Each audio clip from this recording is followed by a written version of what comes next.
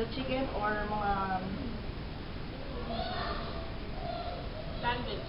Yeah, pwede siya spread. Mushroom chicken pesto sandwich.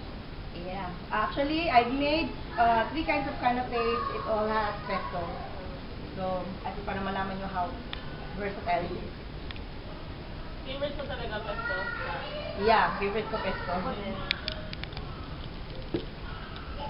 So there. Shop yung basic. That, also, you can put mint. You can add mint with the basil. And the ratio usually is, if you have 100 grams of basil, you can put the garlic and the nuts, mga 5 to 10%. That's the ratio.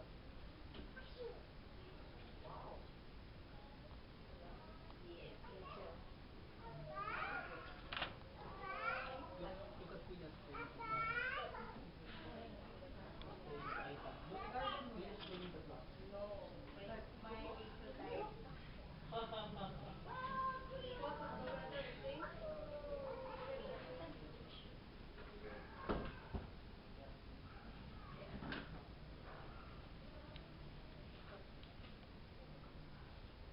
Very easy lang ang pesto. Oops. Too much.